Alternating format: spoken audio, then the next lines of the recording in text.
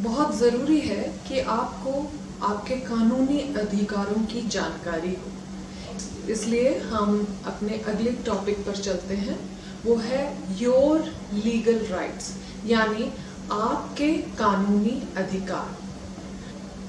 अपने वैवाहिक जीवन में आपके पति को दूसरी शादी की इजाजत नहीं है। कानूनी रूप से आपके पति को अनुमति नहीं है कि वह आपसे दुर्व्यवहार करे या किसी दूसरी औरत से संबंध रखे। अगर आपका पति इन निर्देशों का उल्लंघन करे तो आपको यूनिट से सलाह लेनी चाहिए। अभी आपको अधिकार है कि आपके पति जब पीस स्टेशन में हो तो उनके साथ रहने का, वह फील्ड में पोस्टेड होने की अवस्था में सेपरेटेड फैमिली क्वार्टर में रहने का। इसके अलावा अगर किसी वजह से पारिवारिक कलह की स्थिति में, तो पति के वेतन से 22% स्वयं के लिए और 5.5% बच्चे के लिए गुजारा भत्ता पाने का आपको अधिकार है। पति से तलाक लेने का अधिकार, यदि वह आपके साथ अमर्यादित व्यवहार करता हो या किसी स्त्री के साथ अवैध संबंध रखता हो या आपका या बच्चों का लालन पालन ना करता हो। एक सही दावेदार बनने के लिए लेकिन आपको ऑथेंटिक लीगल डॉक्यूमेंट्स पेश करने होंगे। इसके अलावा कुछ बातें हैं जिनके बारे में आपको जानकारी होना बहुत अच्छा रहेगा।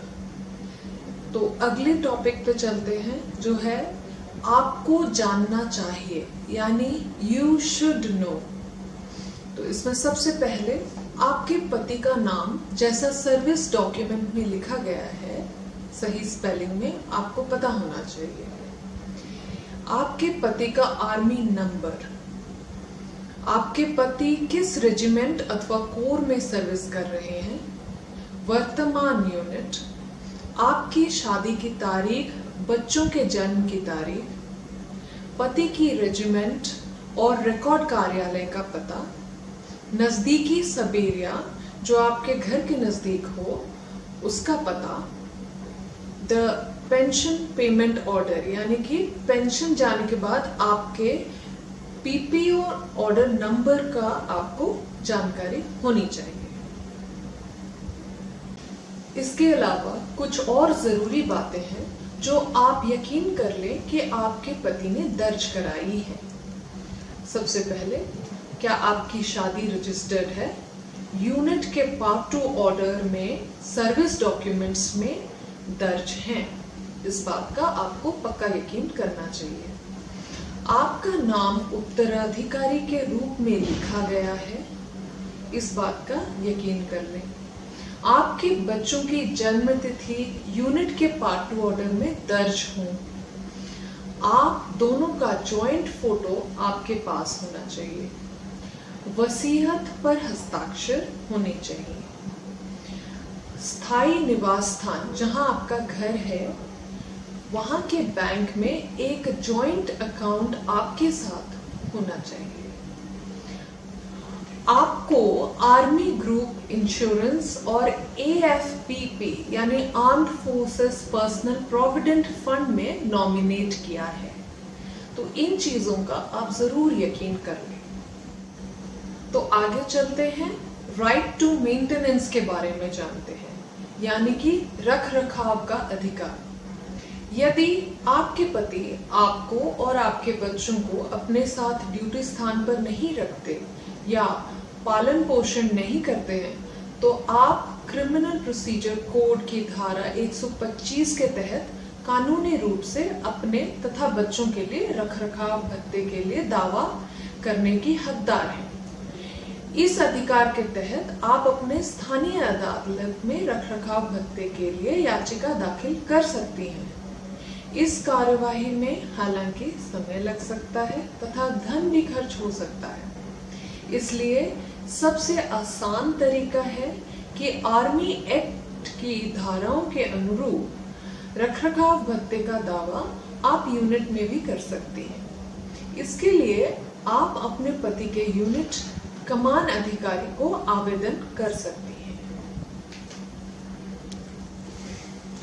तो आगे चलते हैं। बच्चों की पढ़ाई लिखाई और एजुकेशन के लिए बहुत से प्रावधान हैं जिनकी हमें जानकारी होनी चाहिए ताकि हम इसका पूरा फायदा उठा सकें और इनसे हमारे बच्चों को एजुकेशन में और एक अच्छा करियर बनाने में मदद मिल सके। Education scholarships for children.